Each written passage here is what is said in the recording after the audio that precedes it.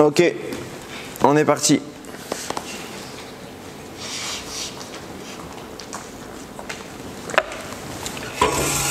Mettre ça là, ça me gênera moins, comme j'en aurai besoin tout à l'heure. Alors on a deux parachutes Bezrat Hashem, ce Shabbat, on finit le 4e livre de la Torah. En fait, on finit la Torah. Parce qu'après, Devarim, c'est plus Hashem qui dicte, c'est Moshe qui parle lui-même. Et en fait, il va, oui, c'est pas grave, ça arrivera jusqu'à la fin. Je disais donc c'est Moshe qui parle lui-même et il va répéter les principes et énormément de choses qui se sont déjà produites. Donc, j'ai oublié de préciser que ce shiur est offert les Louis Nishmat, David ben Mesaouda, Gabi Mecha bat Esther, Gabriel ben Esther, René Chai ben Mazal, Mathilda bat Angel, Refoua Shelema de Aaron, Amran ben Sliman, Yaakov ben Rachel, Arav Eliaou ben Elian, Naomi Simcha bat Rachel, Zari bat Phoebe, pour Zivugaoun Veta Or de Jenny bat Étoile, Michael ben Chantal, Yehuda ben Levana, et pour la Tchouva et l'amélioration Rouchanite de Pierre-Olivier Ravo Haïmé, si j'espère que je l'ai bien prononcé. Pour la Parnassa et la Tzlacha de Milen Esther bat Mazal, et encore et toujours pour nos Chayalim et tous les otages. Donc je disais qu'on termine en réalité la véritable dictée de la Torah avec Bamidbar et Devarim. Devarim, c'est Moshe qui prend la parole et Ramim diront qu'on en reparlera peut-être la semaine prochaine. La bouche de Moshe s'ouvrait et la voix d'Hachem sortait. C'est pour vous dire qui était Moshe Rabbeinu. Ok, donc il y a deux parachiotes, on va s'arrêter, généralement on s'arrête plus sur la première, sur Matot, maintenant on va s'arrêter sur Masraï. Et les Masraï Béné Israël. Voici les voyages du peuple juif, l'itinéraire. On a passé 40 ans dans le désert, on s'est baladé. Asher Yatseu Meretz Mitzrayim, qui sont sortis d'Égypte, les Tzivotam, selon leurs armées. Beyad Moshe ve Aaron, entre les mains de Moshe et de Aaron. Vaïrtov Moshe et Motsaem les Masraïm, et donc Moshe il a tout écrit, les sorties et les voyages, Alpi Hashem, par la parole d'Hachem. Ve les Masraïm les Motsaem, et donc voici la liste. Et va se suivre une série de 42 voyages.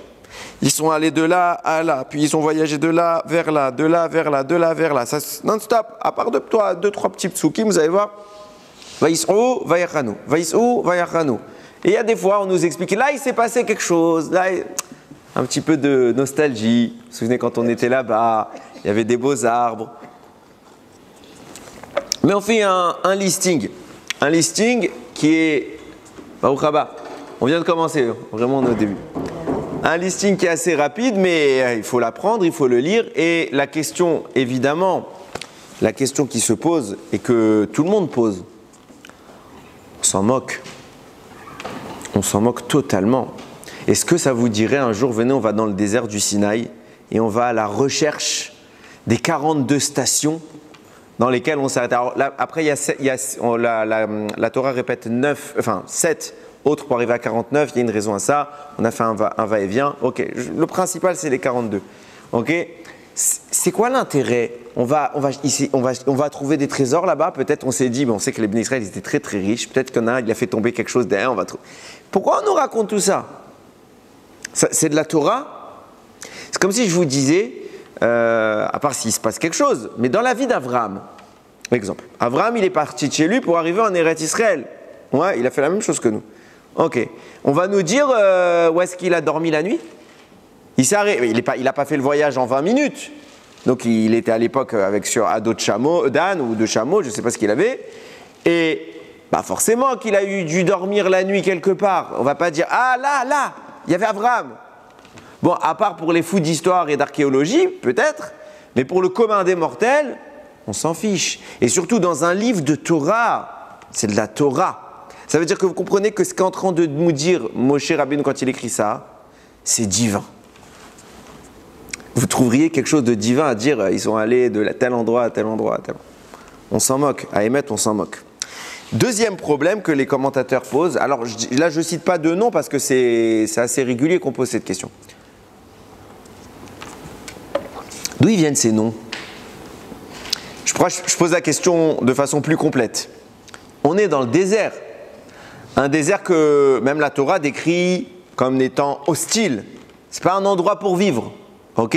Si ce n'était les Hanan et Kavod, donc les nuées de gloire pour nous protéger, le puits de Myriam pour nous abreuver, et la manne de Moshe, bon, tout vient d'Hachem, mais par le mérite, de Moshe pour nous donner à manger, on serait mort. On est resté 40 ans là-bas. Ok? La Torah nous dit que là-bas, il n'y avait rien. Il y avait quoi? Il y avait des scorpions, des serpents, c'est ce qu'il y a dans un désert. Et puis la chaleur. S'il n'y avait pas eu tous ces miracles qui viennent quelque part encadrer notre survie, c'est la mort. Donc il est clair, net et précis qu'on est bien d'accord qu'on n'est pas dans une ville, on n'est pas dans un endroit sociabilisé, etc. Il n'y a rien. Personne n'habite. C'est quoi ces noms? Ils sont allés à tel endroit. Qui a donné le nom là-bas? Shalom. Les Bnei Israël sont allés là-bas, d'accord. Alors, forcément, on peut expliquer comme ça. Mais quel est l'intérêt? Je me donne un exemple. Tu es en pleine route. Ok? Ça fait 20 minutes, tu marches en pleine chaleur. Tu vois un banc. Tu t'assois sur le banc. Et tu vas l'appeler le blanc. Tu vas dire à partir de maintenant, j'appelle cet endroit dans ma vie le banc du repos. Parce qu'il s'est passé quelque chose de... Alors, c'est ce que j'allais dire. Si tu me dis, et il y en a quelques-uns, où il s'est passé, par exemple, Kivrot Atahava. On identifie. Là-bas, 2 minutes, je vais expliquer ça. Kivrot Atahava, ils ont réclamé, ils se sont plaints de la manne, ils ont eu des Tahavot. Donc on a appelé, ils ont été Kivrot, c'est les tombes enterrées, Atahava, du désir. Ok, là j'entends, il se passe quelque chose, on veut nous rappeler. Ceux-là, tu me les expliques, mais il n'y a pas eu 42. Il n'y a pas eu 42 événements dont la Torah nous a parlé et qu'on s'est arrêté là-bas. Donc ça veut dire que quand ils se sont arrêtés là-bas pour camper, pourquoi tu donnes un nom? Pourquoi on donne un nom? Et puis la Torah ne nous les a pas donnés jusqu'à maintenant. Quand il y a eu Kivrot Atahava, la Torah elle a dit on appellera cet endroit Kivrot Atahava parce que là-bas ils ont eu des Tahavot et là-bas ils ont été enterrés. Là c'est cohérent. Il y a une petite histoire, même si c'est pas très utile de l'appeler l'endroit, il y a une petite histoire. Ok. Le reste, il y a des noms, lis les noms. Tu verras. On donne un sens à ce nom. Mais on donne un sens. Quel sens? Il ne s'est rien passé là-bas. À part si vous me disiez que il s'est passé des choses, la Torah ne nous les a pas nécessairement racontées, mais les Midrashim, moralement, rien. S'il y avait eu quelque chose, un petit truc à manger, je veux bien. D'où ils viennent ces noms? Et on est bien d'accord que personne n'habitait là-bas avant nous, parce que ce n'est pas un endroit pour vivre. Donc, ce n'est pas des gens avant nous qui ont nommé ces endroits. On est obligé de dire que c'est nous ou Hachem qui a nommé ces endroits et se pose la question, à quoi bon? On ne va pas vivre là-bas, on ne va pas retourner là-bas, personne. Personne. Si vous faites la route Israël, Mitzrayim ou Mitzrayim, Israël, vous allez aller en ligne droite. Déjà, nous, on n'est pas allé en ligne droite, on a fait des va-et-vient. Vous allez aller en ligne droite et vous ne saurez jamais de votre vie que là, c'était l'endroit où ils se sont arrêtés au 33e jour du voyage de la... On s'en moque. Alors, pourquoi? Oui, vous vouliez dire quelque chose? En fait, pendant 38 ans, Hachem n'a pas parlé à Moshe. Il fallait bien meubler. Sinon, alors déjà... il serait rien passé. Alors déjà, ce que vous dites, c'est très intéressant. Et peut-être que il y aura l'occasion de faire un shiur sur ça. J'avais lu que cette histoire qu'il n'a pas parlé, c'est pas à prendre au sens de la lettre. Il a parlé avec distance. Première chose. Bon, on va aller dans le sens simple. Ok? Même dans le sens simple. Il s'est passé quoi là-bas? Il faut qu'il faille meubler, que Hachem il les ait déplacés. Je vais y venir. Ok. Qu'Hachem il les ait déplacés. Mettons. Pourquoi donner un nom? Vous avez donné un nom à votre place pour savoir qu'aujourd'hui vous étiez à cette place? Non? Parce que la semaine prochaine vous serez peut-être à une autre place. Et puis vous vous souviendrez même pas quel jour vous avez été à telle place, telle place, telle place. On s'en fiche. Ce pas des noms qui existaient déjà? Justement, je suis en train d'expliquer que la logique impose qu'il n'existait pas. Puisque personne ne vivait là-bas. Comment? C'est pas des noms d'Israël? Non, on est dans le désert. Oui, mais ils ont pris des noms. Non, ce n'est pas des noms qu'on a appliqués par la suite. Les 42 noms, vous ne les retrouvez pas en Israël. Ça aurait pu être une piste, mais... Donc la question se pose. Ok, on continue. Maintenant, on va rentrer dans une question un tout petit peu plus technique. Principe de base. C'est évoquer ce que je vous dis, Rashi le rapporte dans Parashat Mishpatim. Sur le premier passouk de Mishpatim, il le rapporte là-bas, mais on le trouve dans plein d'endroits.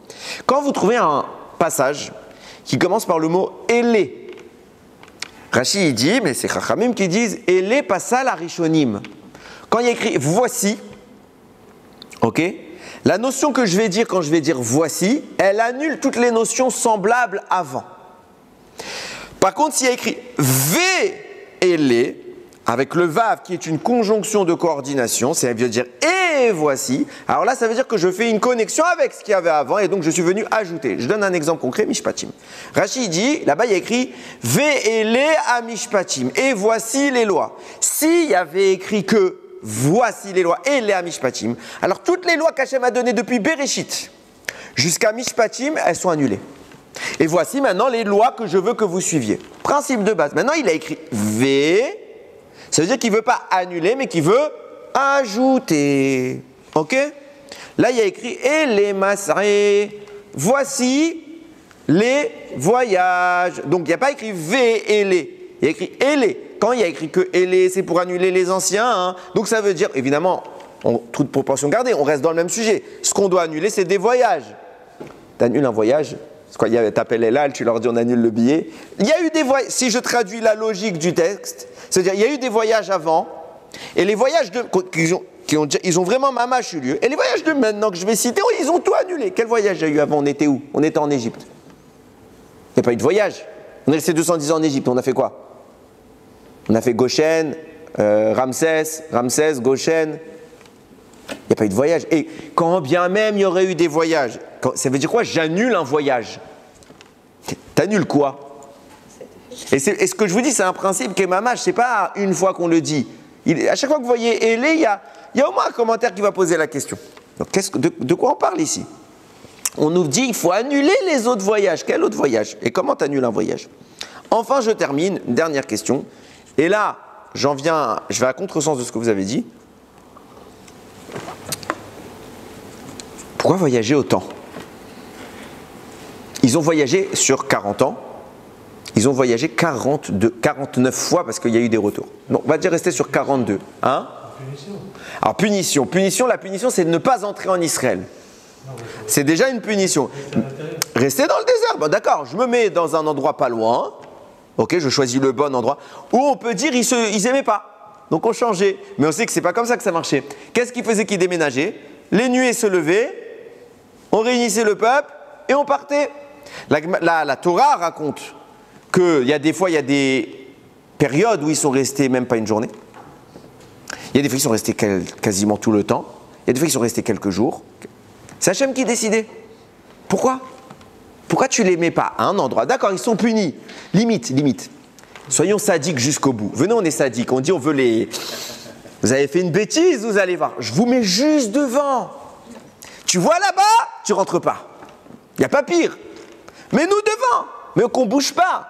C'est quoi l'intérêt? Surtout que on gagne quoi? C'est pas une vraie punition. En plus, on sait qu'ils se fatiguaient même pas quand ils se déménageaient. Il y avait les Hanan et Kavod. C'était les tapis roulants. Il y avait l'ombre au-dessus de nos têtes. On était peinards. C'était déjà la voiture avant. On conduisait même pas. Elon Musk, il a rien inventé. Il y avait les nuages nous orientaient. Là, on va, on marche. Peinard. Nos habits grandissaient sur nous. Ils se lavaient tout seuls. On était mieux dans le... Vous vous rendez bien compte que les Meraglim qui ont fait le balagan et à cause de qui on n'est pas rentré en Israël, ils devaient avoir des raisons quand même. C'était super bien là-bas, dans le désert. Alors qu'est-ce que tu leur donnes? Tu leur dis génial, oh, venez, en plus on visite, on déménage de temps. On essaye de rythmer l'ambiance. Non, on parle d'Akadosh Baruch Hu. Ça marche pas. Donc on comprend bien qu'il y a énormément de choses qui se passent. On va essayer un petit peu de comprendre. Ok? T'aurais pas dû amener ça, je vais faire que de boire. Regardez bien. Il faut savoir que on sait qu'il y a plusieurs noms d'Akadosh Baruch Hu. Il n'y a pas qu'un nom. La majorité des noms d'Hachem, on ne les connaît pas. C'est tellement vrai ce que je vous dis que le Ramban Nachmanide écrit dans la Hakdama, dans son introduction à la Torah, il dit, sachez que toute la Torah, c'est que des noms d'Hachem en vrai. C'est que des noms d'Hachem. La vraie Torah, c'est pas Bereshit, espace, Bara, espace, Elohim. Vous connaissez toutes les lettres, tout. Il n'y a ni début ni fin, c'est que des lettres. Sans espace, sans écoudotes. Et c'est des combinaisons des noms d'Akadosh Baruch Hu. Qu'est-ce qu'a fait Hachem? Il a habillé ce secret de ces noms dans une histoire.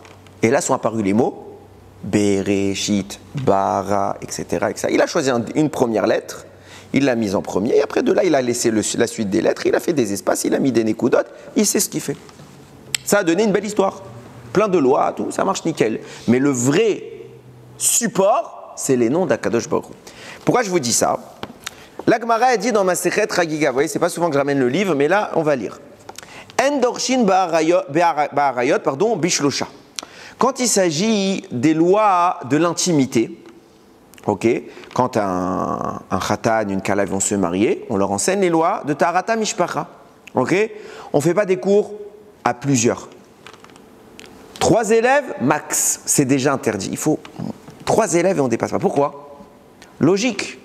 C'est des lois qui sont extrêmement compliquées. Les gens, il y a des gens, des fois, ils font Adrachat Khatan Vekala, catastrophe. Ils préparent Khatan et Kala. Quand vous voulez récupérer les gens, ils ne connaissent rien.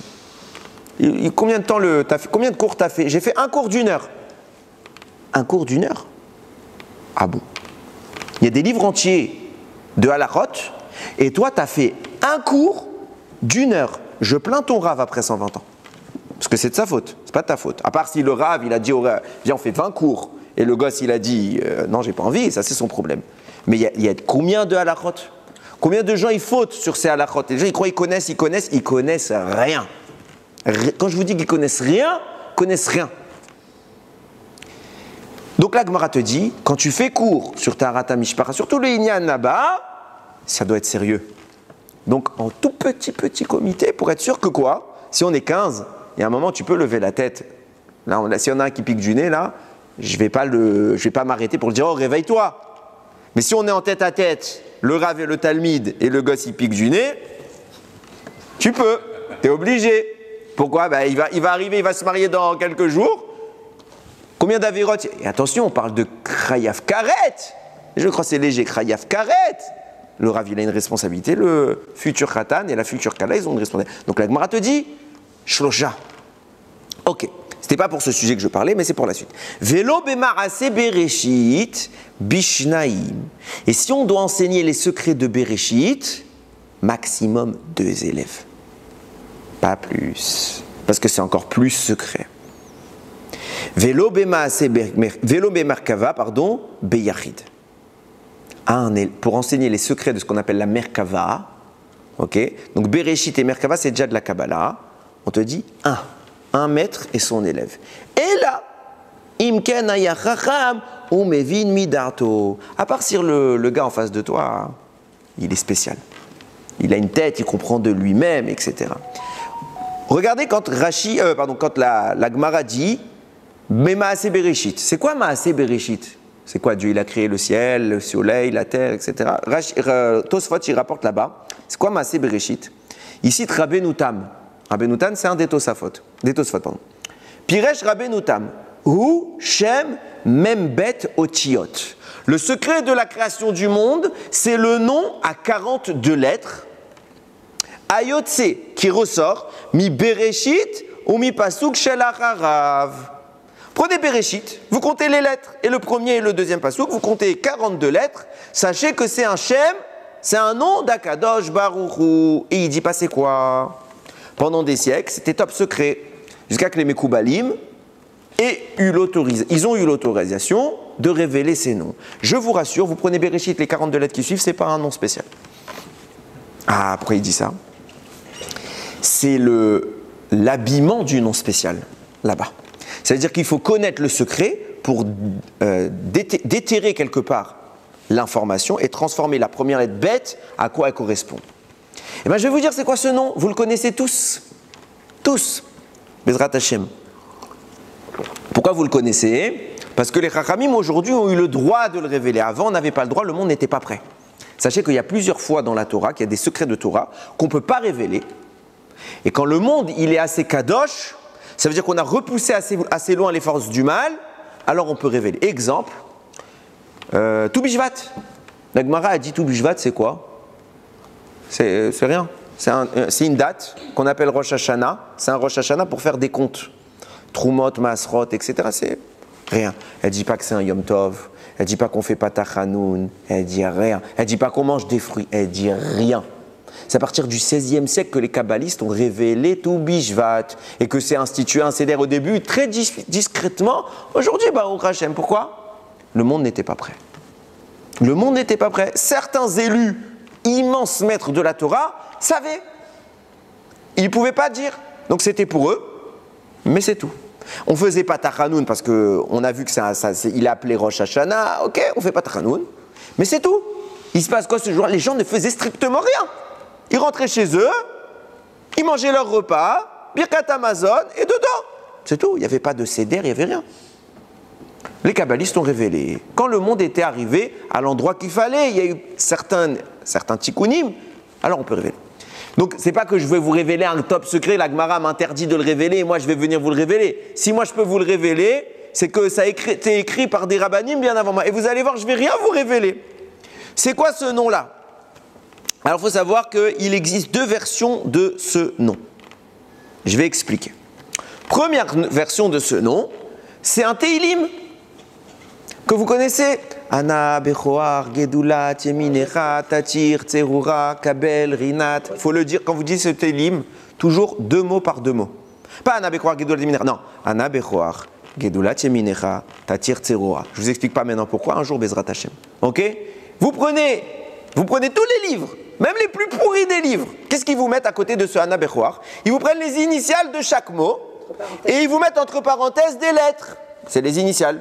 Donc, première phrase, Aleph, Ana, Bechoar, Gedulat, Yeminecha, Tatir, Tserura. Et ça vous fait un nom de 6 lettres. Parce que chaque phrase, c'est 6 mots. Donc, chaque fois, c'est 6 lettres. Il y a 7 phrases. 6 x 7, 42. Vous avez un nom avec lequel Dieu a créé le monde. On n'a pas les découdotes. Désolé. Faites un ordinateur, vous allez voir les probabilités que vous allez avoir. C'est pas grave, Bekitsour, c'est pas le but d'avoir les découdotes. Ce nom-là, c'est le nom de 42 lettres que nous dit la Gemara. On ne l'enseigne pas à part aux gens sérieux en comité privé. Ok?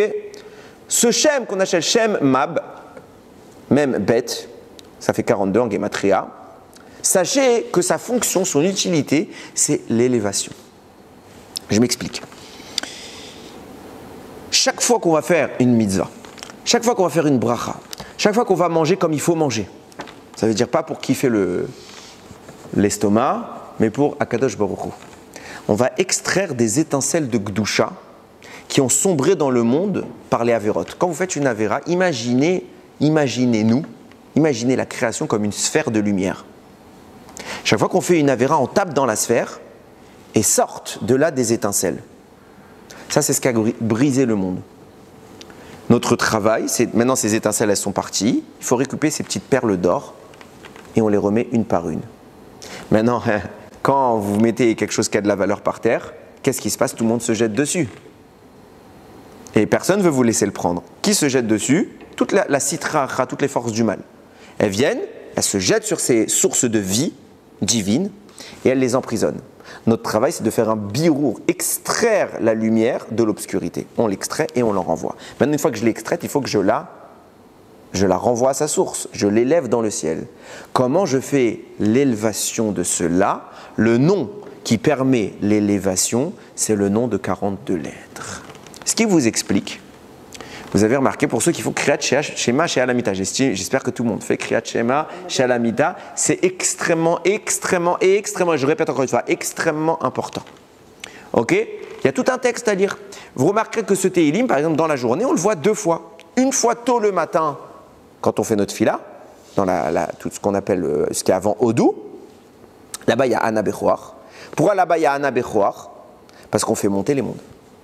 On est en train de faire passer une strate vers une autre. Et on établit par cela tout un ascenseur. Pareil, vous faites ça, Kriyat Shema chez Almida, pourquoi? Parce que qu'est-ce qui doit monter ce soir? Notre Neshama. Vous dites Biyadecha, Afkid Ruchi, entre tes mains, je confie mon âme. Ma Neshama va maintenant monter. Donc je dis Ana Bechoar Gedulat Yeminera, pour qu'elle monte, il faut que je lui donne l'ascenseur. Yom Shishi, c'est 3 fois. Non, c'est pas Yom Shishi, c'est tous les jours, 3 fois. Je vais expliquer. Non, je vais expliquer. Dans certains sidor. Non, c'est pas dans certains sidor. Tout ce qui fait pas, comme je vais dire là, c'est une erreur. Parce que tout ce céder du Kriyat Shema chez Alamita, c'est le Harizal qui nous l'a révélé. Ok, donc je vais expliquer ce qui dit le Harizal et vous allez voir que tous les sidorim, c'est pas que Yom Shlishi. Ou Shishi, je ne sais plus ce que vous avez dit. Donc on va arriver à Ana Bechoar. Quand on arrive à ce moment-là, on va permettre à notre Neshama de s'élever. Et vous remarquerez, puisqu'il y a 7 phrases, ils correspondent aux 7 jours de la semaine. Une fois que vous avez terminé Ana Bechoar, vous ne dites pas tout de suite Baruch Shem Kevod Malchuto Olam Vaed, vous arrêtez à la dernière strophe. Et la phrase qui correspond au jour de la semaine, donc par exemple si c'était Yom Rishon, Ana Bechoar, vous allez la répéter 3 fois. Pourquoi? Parce que votre âme a en elle 3 parties. En fait, il y a 5 parties, mais il n'y en a que 3 qui sont à l'intérieur. C'est le Nefesh, le Ruach, la Neshama. Il y a 2 autres qui s'appellent Chaya et Yechida, j'en parle pas, c'est des makifim, c'est extérieur. Donc Nefesh, Ruach, Neshama. Ces 3 parties-là, elles sont entreposées dans 3 mondes. Asiya, Yetzira, Bria. Donc dans Asiya, il y a le Nefesh. Dans Yetzira, il y a le Ruach. Dans Bria, il y a la Neshama. Ok? Qu'est-ce que vous faites? Vous répétez la première phrase une première fois pour dire que le Nefesh qui est dans Asiya, qui monte rejoindre le Ruach qui est déjà dans Yetzira. Deuxième fois, vous allez répéter pour que le Nefesh et le Ruach, qui ont atteint le 2e niveau de Yetzira, ils rejoignent la Neshama qui est dans Bria. Troisième fois, vous allez répéter parce que l'objectif c'est d'atteindre le 4e monde qui s'appelle Atzilut. Et quand vous faites la 3e fois, vous dites que mon Nefesh, que mon Ruach, que ma Neshama, qui sont dans Bria, rejoignent Atzilut. Alors dans les livres standards, c'est pas précisé. On vous dit juste répète 3 fois la phrase et vous comprenez pas ce que vous faites. Vous prenez les Sfarim qui parlent de ça, donc vous prenez par exemple le livre que j'utilise, c'est Rechovot Anar, il y a tout un Yehi Ratzon à chaque phrase. Yehi Ratzon, Milifanecha, Hashem Elokeinu, et que mon âme elle monte, etc. Et après je dis la phrase Ana, Bechoar, Gedulat, Yeminecha, Tatir, Tserura, et je fais monter. Et après je répète Yehi Ratzon, que cette fois ce ne soit pas que le Nefesh, que ce soit le Nefesh et le Ruach qui montent, etc. Pourquoi? Comme ça on est mit Kaven, on associe la pensée. Ce que je suis en train d'expliquer, c'était pour la petite information, Shem, le nom à 42 lettres, est un ascenseur spirituel. Il fait passer les mondes. Mais je vous ai dit tout à l'heure qu'il a plusieurs versions. Il existe une autre version, enfin techniquement il en existe 3, mais je vais expliquer que selon un Kivun.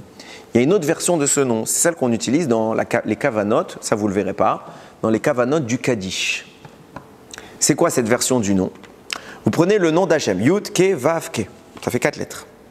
Vous écrivez chaque lettre pleine. Donc Yud, Vav, Dalet, ça fait Yud. Ok, vous suivez comment je veux dire?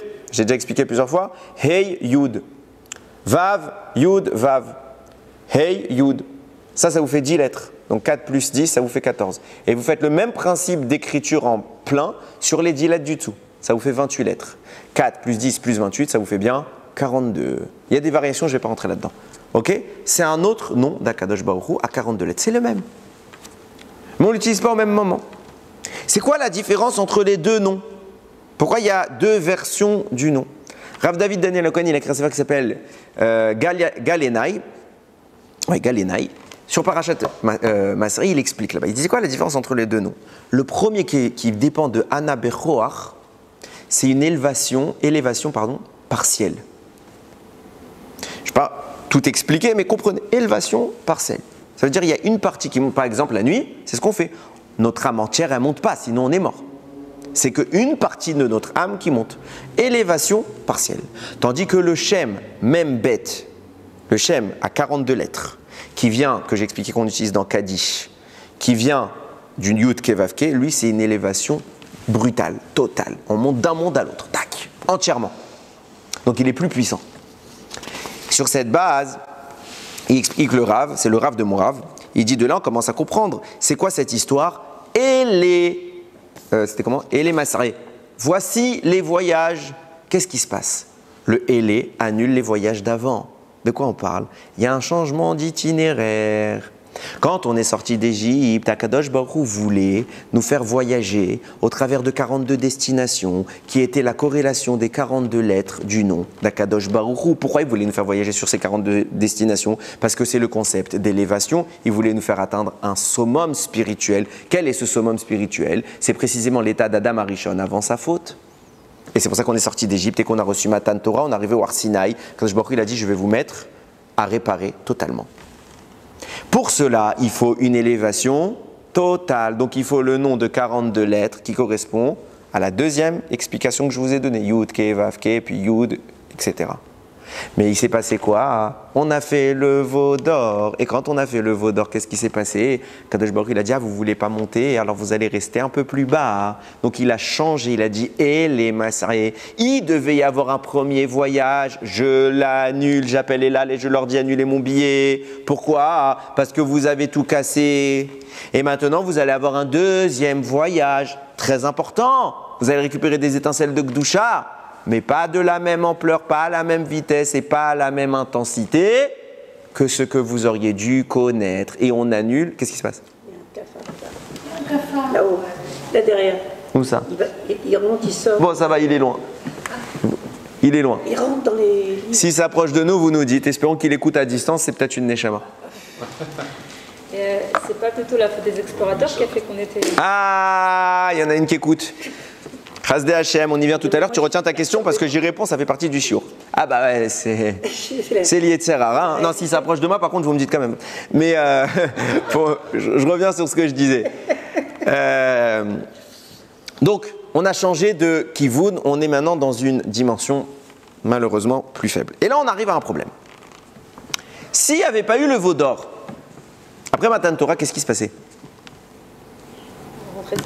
Direct en Israël, il n'y avait pas 42 voyages. C'est une belle explication qui dit le Rav. Mais il me dit quoi? Il me dit il y aurait eu 42 voyages dans une dimension extrêmement haute. Mais moi je te répète, tout simplement, il n'y aurait pas eu de voyage. Matan Torah, Eretz Israël. C'est quoi ces 42 voyages? Ça aurait été quoi? Alors il n'en parle pas, il a raison dans ce qu'il dit. Je ne suis pas en train de traduire, mais c'est le Rav de mon Rav, je ne vais pas me permettre de le contredire. Et il est beaucoup plus calé que moi. Mais je pose la question tout bêtement. Je pose la question, et ça aurait été quoi? Il n'y avait pas de voyage. Et c'est écrit dans tous les commentateurs que si on n'avait pas fauté, direction Eretz Israël. C'est quoi ces 42 voyages? Alors peut-être on peut répondre comme ça. J'ai potassé un petit peu quand même. Il n'y a pas eu Amalek alors. Hein? Amalek c'était avant Mechila. Ah oui, c'est vrai. Les explorateurs. C'est après ça. Après. Là on est à Matan Torah. Donc on se dirige vers l'explorateur. D'ailleurs si vous rentrez précisément, à l'époque des explorateurs on était déjà au 14e voyage. On a eu les 14 premières explications, les 28 on n'aurait pas besoin. Bécéder, ça aurait été quoi? Ça aurait été quoi? On dit il faut 42, ça aurait été quoi? Alors écoutez bien. Il y a un Midrash Agadol, intéressant, même s'il n'est pas tout de suite compréhensible. Il dit comme ça. Il dit au moment où Moshe, on arrive à notre paracha, il doit écrire les 42 voyages, il dit Ribon, comment je vais écrire ça? Je ne sais pas. Et il réfléchit, il ne trouve pas la réponse. C'est tellement compliqué qu'Akadosh Baruch Hu lui donne la réponse. Quelle réponse il lui dit? Il dit regarde les louchot et compte le nombre de lignes qu'il y a dans les louchot. Il y a 42 lignes. Si vous ne saviez pas, maintenant vous le savez, moi non plus je ne savais pas. Hein. Les louchot étaient écrites en 42 lignes. Alors comment ça a été fait? Je ne sais pas. 42 lignes, il y a 10 commandements, on est d'accord, mais Hachem il les a écrites en 42 lignes. Il dit de même que tu as écrit les louchot en 42 lignes, l'étape de la loi en 42 lignes, tu vas écrire 42 voyages. Ah, Moshe il entendait, ah ça y est j'ai compris. C'était dur d'écrire 42 destinations.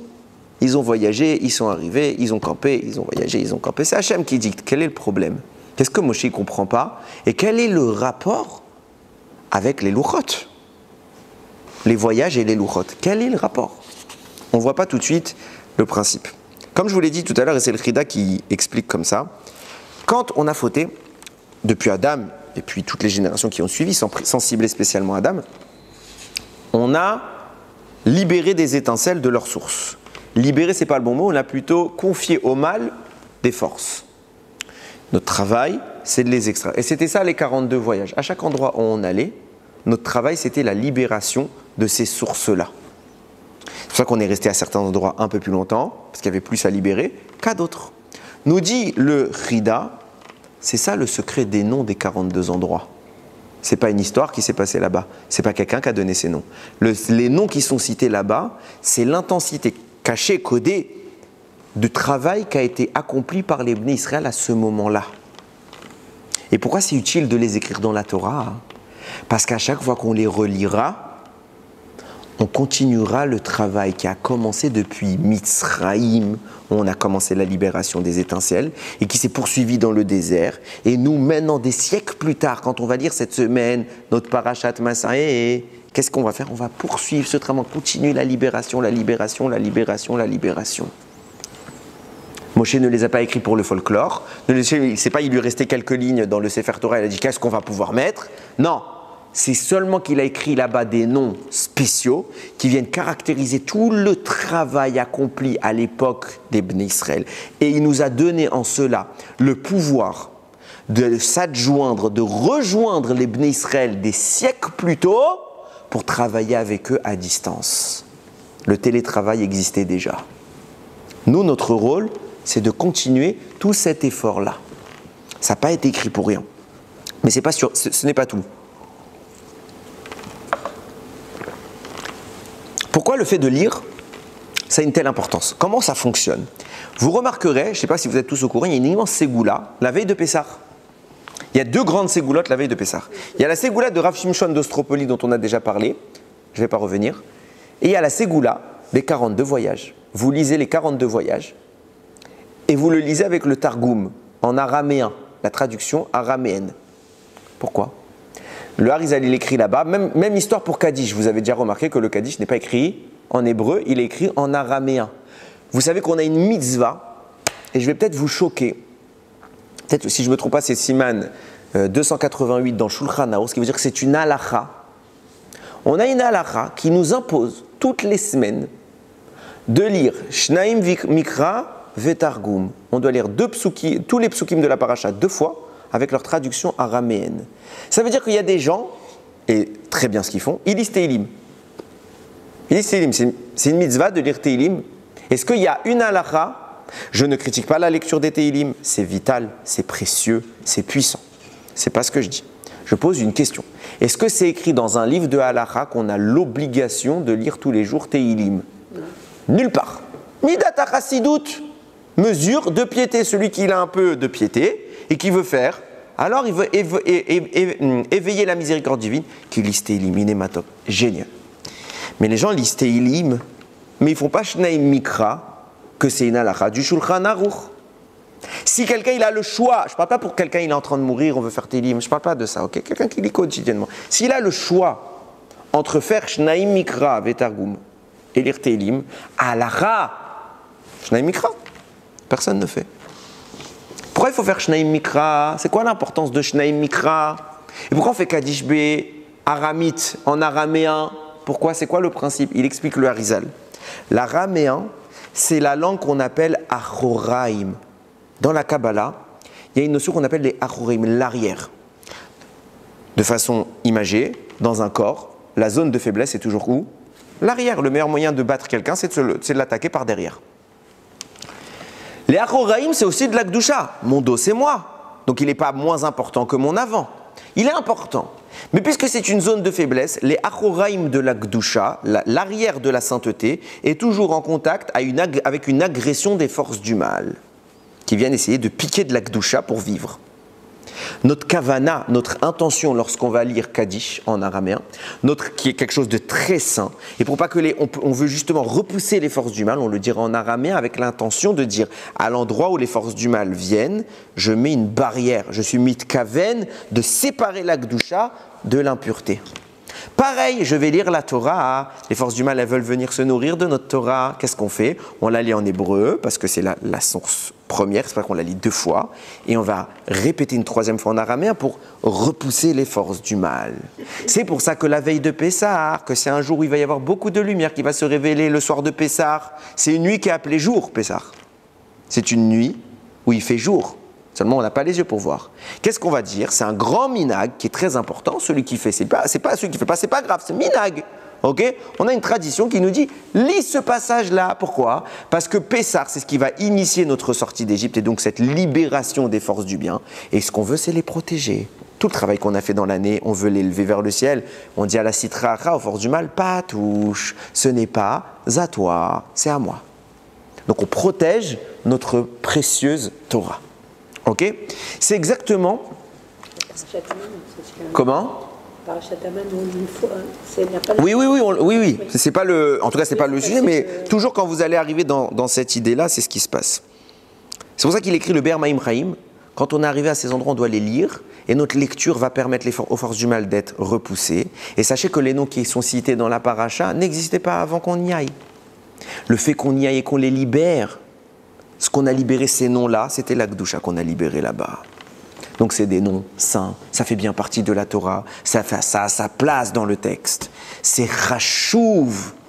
On croit une petite histoire, ils ont voyagé, Talitina. Non, Chachouv. Écoutez bien la suite. Il commence à se dessiner, si vous avez bien suivi, un schéma qui est intéressant. On avait quoi? On avait les étincelles depuis la faute, qui sont éparpillées dans le monde. Nous, on essaye de les libérer. Pour les libérer, une fois, on va faire de Torah Mitzvot, et quand on va les libérer, on doit faire remonter. C'est pour ça qu'on va faire 42 voyages qui vont correspondre aux 42 lettres du nom d'Akadosh Baruch Hu. On a baissé en intensité, parce qu'on a varié d'un nom à l'autre, et les Masré. Donc on a changé le Shem de 42 pour un autre nom, on passe dans la version Anna Bechoar, et tout cela a été inscrit où initialement? Sur les tables de la loi. Moshe Rabbeinu, quand il vient, il dit à Kadosh Baruch Hu, c'est quoi cette histoire des voyages là? Viens, Kadosh Baruch Hu lui explique, tu sais pourquoi je veux que tu écrives ces voyages? Moshe, il ne comprend même pas qu'est-ce que ça vient faire là. Et Hachem révèle le sod à Moshe, il lui dit tous ces voyages là que je veux que tu écrives, les Bnei Israël vont continuer le travail, ils vont libérer ces étincelles là, et c'est pour ça que vous avez eu 42 voyages à la Bajout, où tout cela a été écrit dans les 42 lignes des tables de la loi. Pourquoi? Parce que quand vous étiez en Égypte, vous aviez déjà libéré ces étincelles. C'est écrit comme ça dans la Gemara, on a vidé l'Égypte, Kimtsula, She'en Dagim, comme un filet dans lequel il n'y a pas de poisson. She'en Ba Dagim. Ça veut dire quoi? On a vidé l'Égypte de toute sa source de vie. On a vidé l'Égypte de toute sa source de vie. Plus rien. C'est quoi la source de vie? C'est ces étincelles-là. Les Bnei Israël ne sont pas allés en Égypte pour faire de la visite touristique. Il y a mieux comme visite, vu ce qu'ils se sont pris dans la tête. Non, on est allé, on a récupéré, on a récupéré. C'est dommage qu'ils sont sortis avec les Arabes. Non, c'est pas dommage. Enfin, je sais pas pourquoi. Parce que si ça s'est passé, c'est qu'Hachem il voulait que ça se passe. Il n'y a pas de si. Oui, d'accord. Chez nous, il y a du si. Mais tout ce qui se passe, c'est Retson Hachem. Seulement, on n'est pas toujours. J'étais tout à l'heure, j'ai croisé le Rav de ma synagogue à Mincha.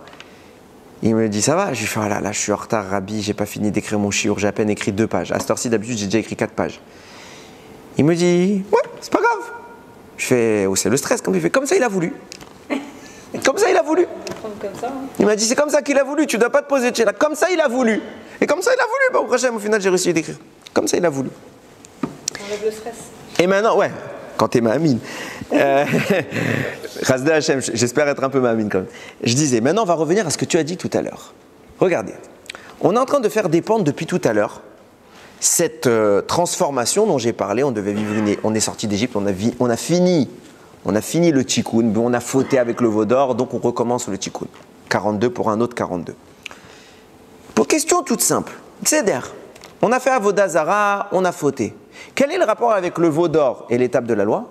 Et la punition de devoir, si je dois faire 42 voyages dans le désert, ça veut dire que je ne rentre pas tout de suite en Israël.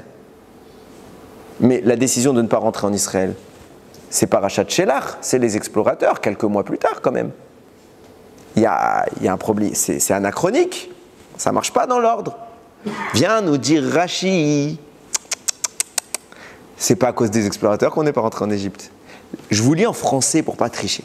L'idée avait en effet germé dans l'esprit d'Hachem dès la faute du veau d'or. Mais il a attendu que la mesure soit comble. Depuis le Hegel, Hachem avait dit, ils ne rentreront pas. Je vais simplement leur donner un petit test. S'ils y arrivent, peut-être que je repenserai la chose. C'était les explorateurs. L'explorateur, c'était la seconde chance. Mais on avait déjà brisé le contrat à Matan Torah. Quel est le rapport Matan Torah et maintenant la punition? Veau d'or. Alors on exclut d'Israël, ok, bien sûr qu'on ne mérite pas, mais quel est le lien? On ne voit pas tout de suite là les 42 lignes de la Torah. Dans ces 42 lignes-là, il y avait quoi? La Torah, quand on reçoit Matan Torah, il y avait du or. Ramim me dit les premières tables, celui qui voyait entre les lignes toute la Torah. Pourquoi il voyait toute la Torah? Parce que toute la Kedusha était libre. Il n'y avait plus rien pour la brider. Donc tu regardais le texte, tu voyais la Ruchniut, sans problème. sans problème. On a cassé ça, hein. Donc on va devoir maintenant revivre le travail, mais dans un format différent. On n'a plus besoin de vivre la souffrance de l'Égypte. Il y a une différence entre l'époque où on est en Égypte et la suite du veau d'or. C'est quoi? On a reçu la Torah. Et grâce à la Torah, on va faire quelque chose d'autre. Je vais m'expliquer. Là, c'est écrit dans la Mechilta des Rabbi Shimon Bar Yochai. Là-bas, il écrit, c'est Rabbi Eliezer qui écrit comme ça. La Torah n'a été donnée à l'étude qu'à ceux qui ont mangé la manne. On est mal barré. Il n'y a qu'une génération qui a mangé la manne, c'est celle du désert. Ok? Donc si tu me dis que la Torah ne doit être étudiée que par ceux qui ont mangé la manne, alors à la mort de Moshe, plus personne n'étudie la Torah. Or, on voit bien que, Baruch Hashem, on ne s'est pas privé d'étudier la Torah. Alors pourquoi la Rabbi Eliezer il nous dit la Torah n'a été donnée à l'étude que pour ceux qui ont mangé la manne? Il y a plein d'explications, Rabotai. Je ne vais pas dire que ce que je vous dis c'est l'unique. Si un jour vous entendez cette phrase, vous entendrez peut-être sans doute une autre explication. Je vais donner celle-là parce qu'elle est liée avec mon propos. Dans la Kabbalah, il y a une notion qu'on appelle Aliyat Man. Aliyat Man, c'est quoi? Man, c'est Ma'in Nugvin, les eaux féminines. C'est quoi les eaux féminines? Quand on fait monter les étincelles dont je vous parle depuis tout à l'heure, on doit les faire monter, ça s'appelle Aliyat Man. Pourquoi ça s'appelle des eaux féminines? C'est aucun rapport avec la femme. Ok, c'est ce que cet endroit où on fait monter les choses s'appelle la Malchut. La Malchut, c'est la féminité. La royauté, c'est la féminité. Et donc le monde dans lequel on travaille, c'est la Malchut. Donc on doit faire monter de ce monde féminin, entre guillemets, féminin sans connotation de genre, hein, mais on doit faire monter, donc c'est pour ça que ça s'appelle Ma'in Nugvim. Et il y a ici les eaux masculines qui vont être la réaction céleste. Okay, nous, on fait une action terrestre et en réponse, on a une réaction céleste. Et on obtient comme ça ce qu'on appelle des ivugim, des unions spirituelles. Ok. Ma'im Nugvim consiste toujours à faire monter quelque chose. Si on part du principe que nous disait Rabbi Eliezer, la Torah n'a été donnée à l'étude qu'à ceux qui mangent la manne, ça veut dire quoi? Ça veut dire que ceux qui ont pour intention, quand ils étudient, de faire monter les étincelles. Ce qu'on appelle l'ishma. Quand on étudie, l'ishma, c'est quoi l'ishma? Leshem, Hashem. Vous écrivez le mot l'ishma, ça fait leshem, he c'est la malchut. L'objectif, c'est de faire monter les étincelles. Ça doit être mon seul objectif. Pas mon kiff intellectuel, pas la gava de connaître la Torah. Non, mon travail, c'est mon travail. Je suis là pour ça. Je fais monter de la Kedusha. Et c'est ça qu'amène le Tikkun Haolam, mais c'est ça qu'amène Mashiach. Bezrat Hashem bimera beyamenu. Maintenant qu'on a compris ça, puisque l'étude de la Torah, on commence à comprendre. Pourquoi toutes les étincelles, elles étaient inscrites dans les lignes de la Torah? Parce qu'on nous explique que ceux qui ont la Torah, qui peuvent l'étudier, c'est ceux qui mangent la manne. La manne, c'est quoi? C'est ceux qui font le travail d'extraction des étincelles. Et quand on fait ce travail d'extraction des étincelles, on est orleman, on est ceux qui mangent la manne, puisque c'est ça la manne. Et donc en contrepartie de cela, on affranchit le monde de ses entraves et on permet une élévation. Nous dit Rav Dessler, dans Mirtav Eliyahu, écoutez bien, on a vu dans les parachiotes d'avant, 2 tribus et demie, Réhouven, Gad et la moitié de la tribu Ménaché. Ils viennent voir Moshe, ils disent Moshe Rabbeinu, Moshe Rabbeinu n'est pas rentré en Israël, on est de l'autre côté du Jourdain, ils avaient conquis les terrains de Sichon et de Og. Sichon et Og, c'est les rois de Bashan et roi de Sichon Melech Bashan, Veog. C'est un trou. Bon, ça me reviendra. C'est honteux.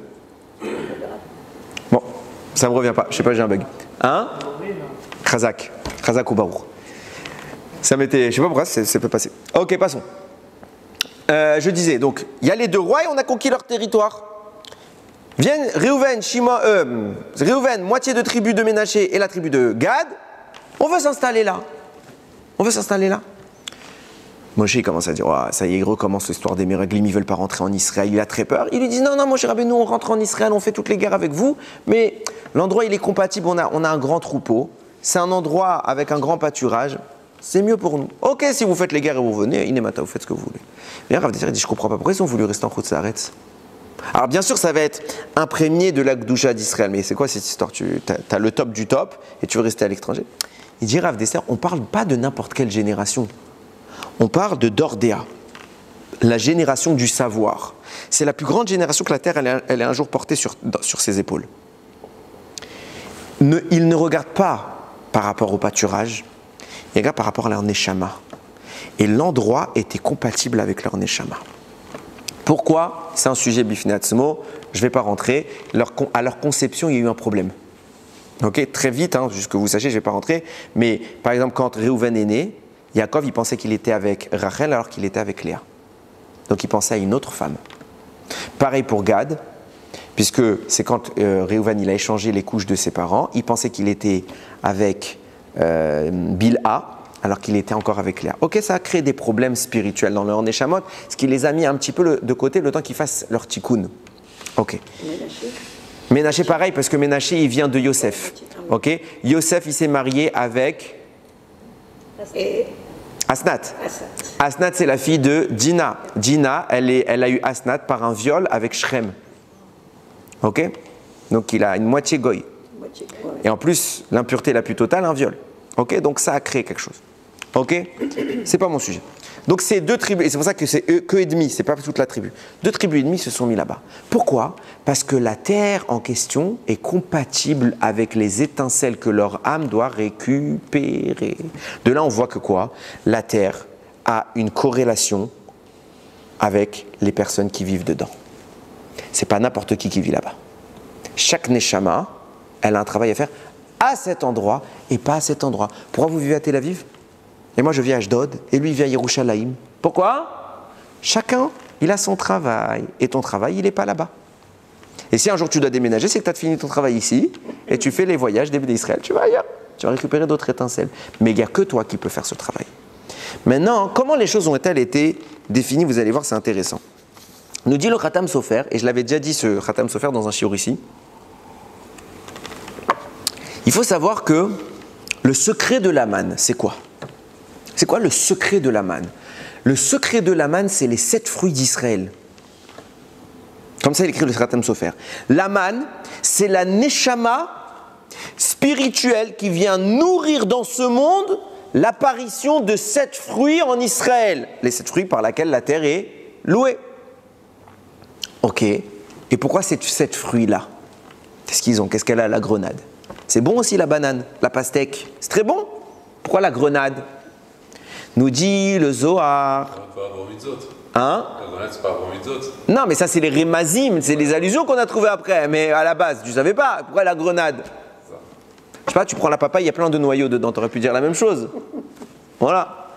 Ok, pourquoi la grenade? Réponse. Nous dit la Gemara Masechet Brachot, il y a 3 avis sur quel fruit Adam Arishon a mangé. Il y a un premier avis qui dit il a mangé quand il a fauté, il a pris du raisin, il a pressé, ça fait du vin. Il y a un avis qui dit que c'était du blé, il y a un avis qui dit que c'était de la vigue. Vient le Zohar et il explique Akol divrei Elokim Chaim, toutes sont les paroles d'Akadosh Baruch Hu, tous ont raison quoi. Il n'y a pas eu 3 fruits. Si, il y a eu 3 fruits, il n'y avait pas 3 fruits, il y avait 7 fruits sur l'arbre de la connaissance du bien et du mal. C'était les 7 fruits qui par la suite seront ceux qui vont louer Eretz Israël. Et cette Gdusha là que les Bnei Israël ont eu quand ils ont Eretz Israël, avant elle était chez Kenaan, qui vivait là-bas des Goïm. Qu'est-ce qu'Akadosh Baruch Hu il a fait pendant 40 ans? Il a enlevé la Ruchniout, il a enlevé la spiritualité qui nourrissait ses fruits et il l'a donné à Israël pendant 40 ans dans le désert. Cette spiritualité s'appelle la manne. Et à ce moment-là, ça a provoqué la mise à mort des peuples qui vivaient là-bas. Ils ont commencé à perdre leur force. Et quand les explorateurs voyagent, ils disent « Mais tout le monde est en train de mourir. Pourquoi tout le monde est en train de mourir? Parce qu'on leur a enlevé leur source de vie. » Jusqu'à maintenant, ils ont profité. Maintenant, on récupère. Pendant 40 ans, on a mangé la manne. Et alors, pourquoi c'est lié avec la conquête d'Israël? Pourquoi tout ça, c'est un rapport? En mangeant la manne, on prive les gens là-bas de vie. Et maintenant, les 7 peuples qui vivent là-bas vont disparaître parce que ça y est, on a mangé la manne, on peut rentrer en Eretz Israël. Réponse, encore une fois, quand vous regarderez bien dans la Torah, quand les 7 fruits d'Israël sont présentés, si je ne me trompe pas, c'est Parashat Ekev. Là-bas, Hachem, il dit, regardez le texte, qui Hachem Elokecha, meviacha el Eretz Tova. Hachem, il va te conduire vers une bonne terre. Regardez, on va compter le nombre de fois il y a écrit le mot Eretz. El Eretz Tova, première fois. Eretz, encore une fois le mot Eretz, vers une terre, Nachale, Maïm, Ayanot, Utomot, Yotim, Babika, Vahar. Donc c'est une terre où il y a des sources d'eau qui s'épandent dans les vallées, etc., etc. Donc on a 2 fois Eretz. Eretz, encore une fois, une terre, Chita Usura, Vegefen Vuten Avetim Verimon, Eretz Zet Shemen Uvach. Là on cite les 7 fruits d'Israël, on a 4 fois le mot Eretz. On continue. Eretz asher lo bemiskenut tochal balechem. C'est une terre dans laquelle tu ne seras pas avec misère que tu vas manger du pain. L'orter sarkol ba, il ne manquera rien. Eretz asher avanea barzel, c'est une terre où les pierres sont de fer. Ou mehararea tartsov nechoshet, et de ces montagnes tu extrairas le cuivre. Ve'achalta, tu mangeras. Ve'savata, tu te rassasiras. Ou ve'rachta, et tu béniras et Hashem Elokecha. El haaretz, sur la terre, atova qui est bonne, asher natanar qu'il te donne. 7 fois le mot Eretz, vient le Hadar Zekenim, il dit pourquoi tu as écrit 7 fois le mot Eretz dans 5 psukim, 4 psukim? C'est bon, on a compris que c'était Eretz. Pour te dire que là-bas, là, on est en train de te louer la Gdusha spirituelle, les 7 fruits d'Israël, toute le Shefa, l'abondance de ce pays. On te parle de 7 terres. Pourquoi? Parce que là-bas, il y a 7 peuples. Et quand tu vas obtenir toute cette Gdusha-là, tu vas vider les 7 peuples de leur Gdusha. Pourquoi? Quel est le rapport avec les 7 peuples? Nous disent Rachamim, puisqu'il y avait 7 fruits sur l'arbre de la connaissance du bien, qui s'appelle l'arbre de la connaissance du bien et du mal. Quand j'ai mangé le fruit, j'ai introduit le mal dans le bien. Et les 7 sources spirituelles qui devaient animer les 7 fruits d'Israël ont été abîmées, profanées et impactées par la Avera.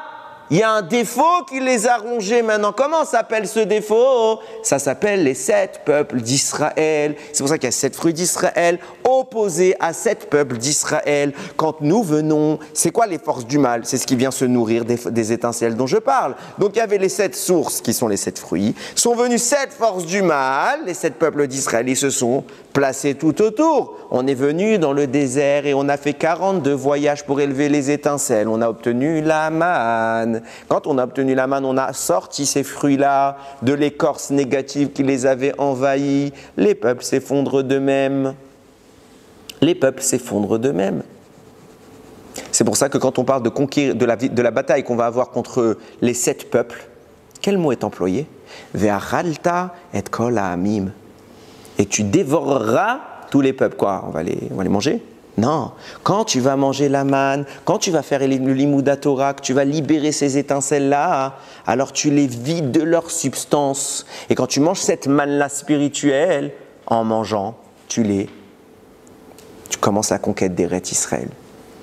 Cette conquête, comment va-t-elle se faire? Chaque Neshama va se placer sur un plan qui s'appelle Eretz Israël.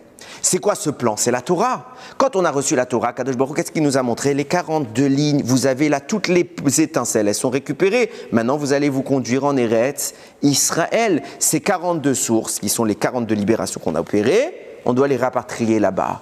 Mais il s'est passé qu'on a fait le Vaudor à Kadosh Baruch Hu va nous faire un cadeau. Il va envoyer les explorateurs. C'est quoi le travail des explorateurs? Combien de temps restent les explorateurs en Israël? Combien? 40 jours. Oh, comme par hasard, il y a un autre événement de 40 jours, c'est quoi? Matan Torah. De même qu'on a reçu la Torah en 40 jours, de même il fallait récupérer ces étincelles et les placer en Eretz Israël. Comme on a fait le Vaudor, on a perdu ce mérite-là. Hashem, il a dit, plan B, je devrais déjà vous interdire Israël.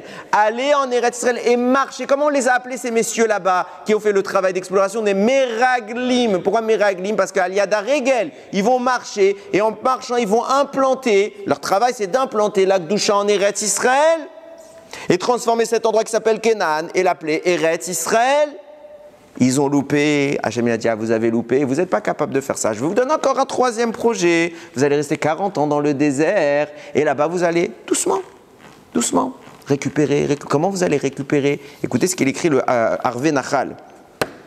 Pélé, extraordinaire. Il cite un passouk du livre de Shoftim. Il y a écrit comme ça. Je vous ai dit tout à l'heure, avant en introduction, qu'on va devoir chacun se placer en fonction de notre Neshama à l'endroit qui correspond qui est compatible. Comment on va faire ce placement? Comment je sais moi?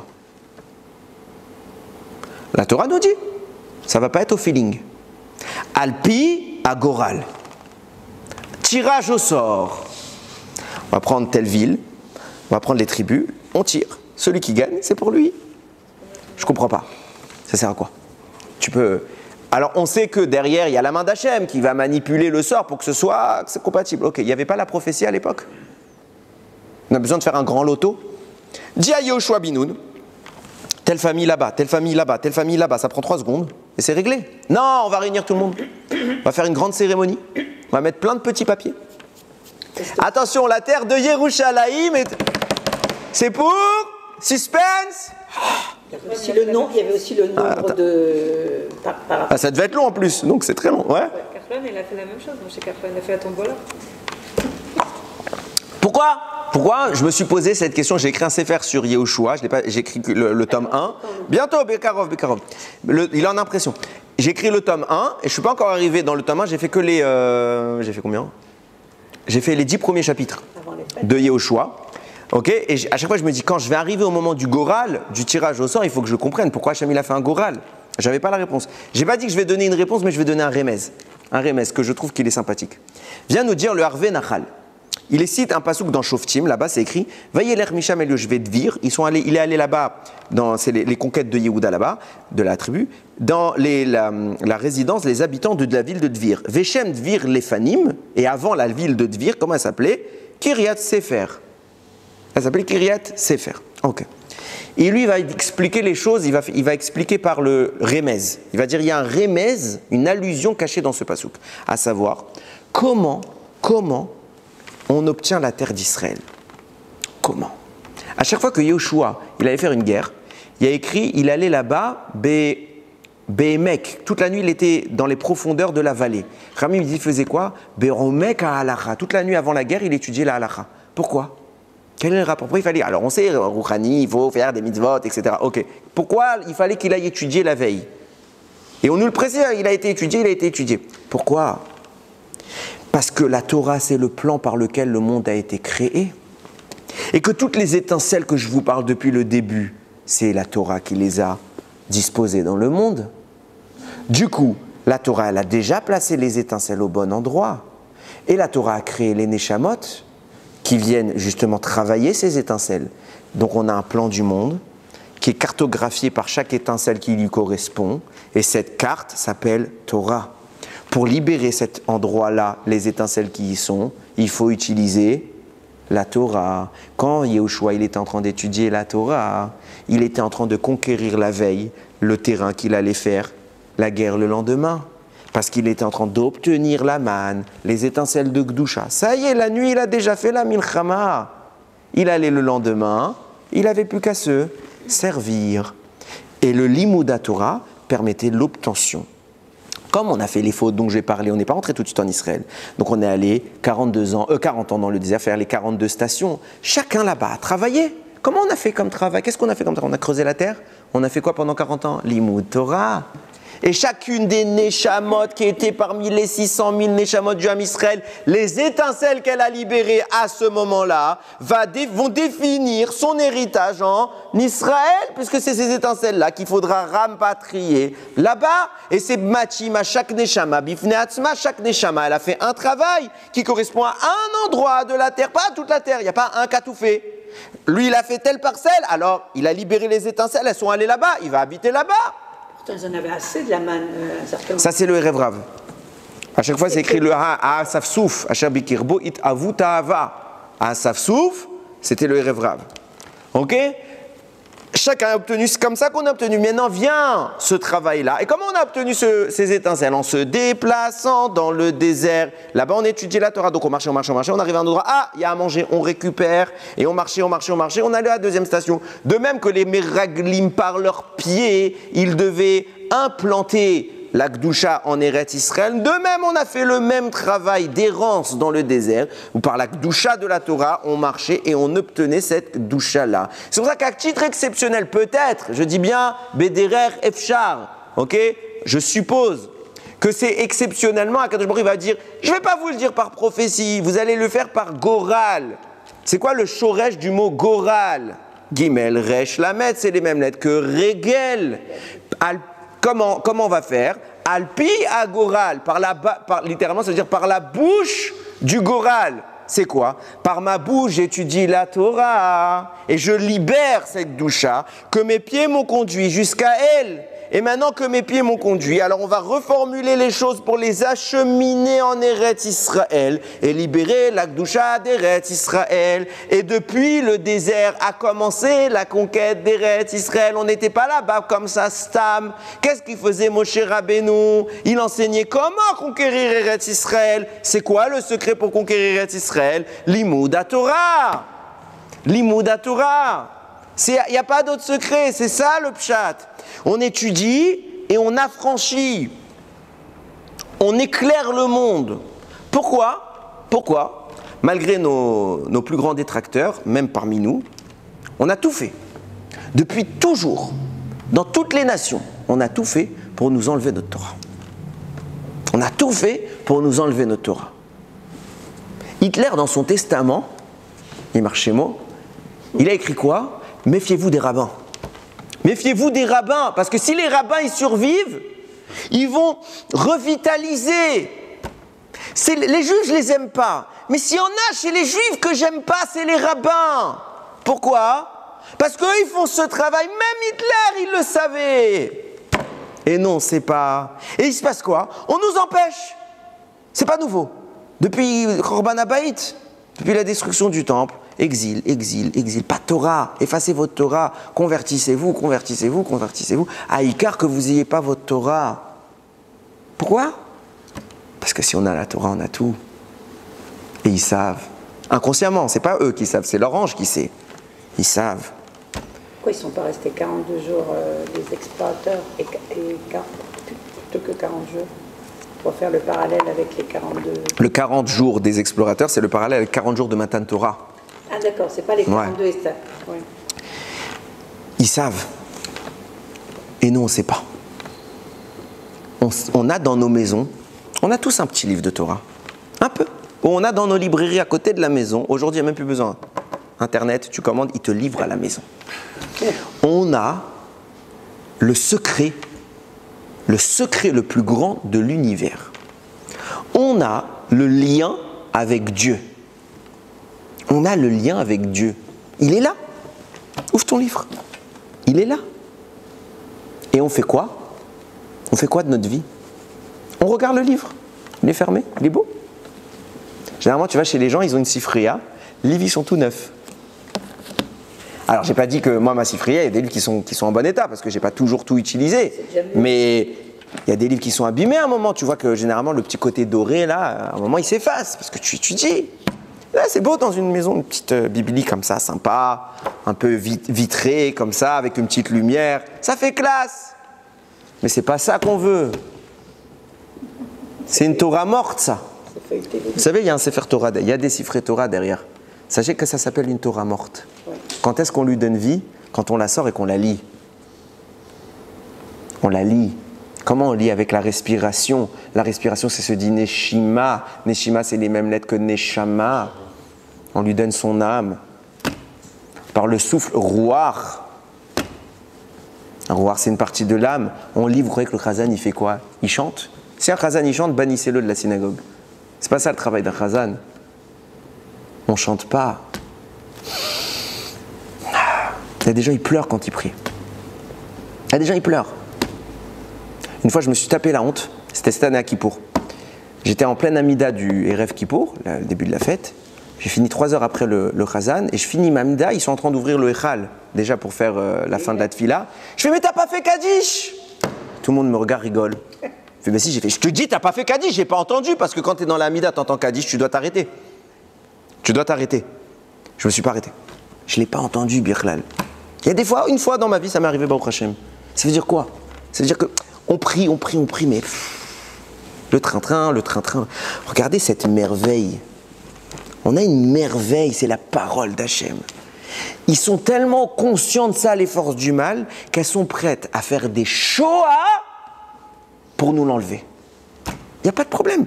Tuons 6 millions d'êtres humains à Icar que la Torah ne soit pas retirée, ne soit pas étudiée. Bon, eux, ils l'ont compris, nous, on n'a pas compris.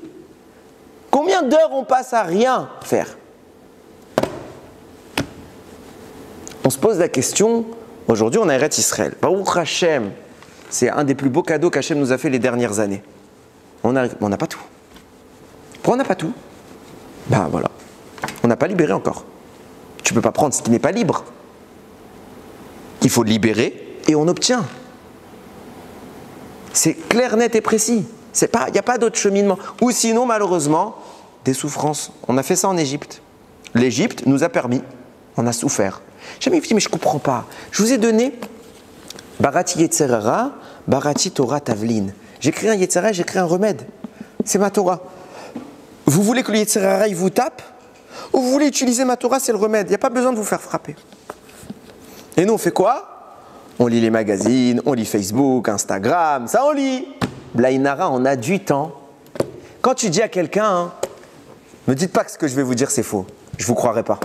Dis à quelqu'un le soir, allez, 9h30, pas très tard, va prendre un livre. Il va prendre le livre, ok, t'as raison, je suis un juif, je m'équipe, j'étudie. Il va lire et ça va piquer un peu des yeux, comme ça il va s'endormir. Tout de suite, il va dormir. Là, il va te dire, ah, je suis fatigué, je vais dormir. Même monsieur, même heure, même jour, tu le dis, Instagram, TikTok, il y a quoi encore de nouveau? Il va rester 3 heures dans son lit à faire ça. C'est vrai ou c'est faux? Et là, il n'est pas fatigué. Si, il est fatigué. Oh, qu'il est fatigué. Mais il reste. Le lendemain, tu le vois, le type, il arrive avec les yeux comme ça à la choule. Qu'est-ce qui s'est passé? Ah, j'ai tourné. Viens étudier la Gemara, fais 20 minutes. C'est phénoménal. Et tu vas bien dormir en plus.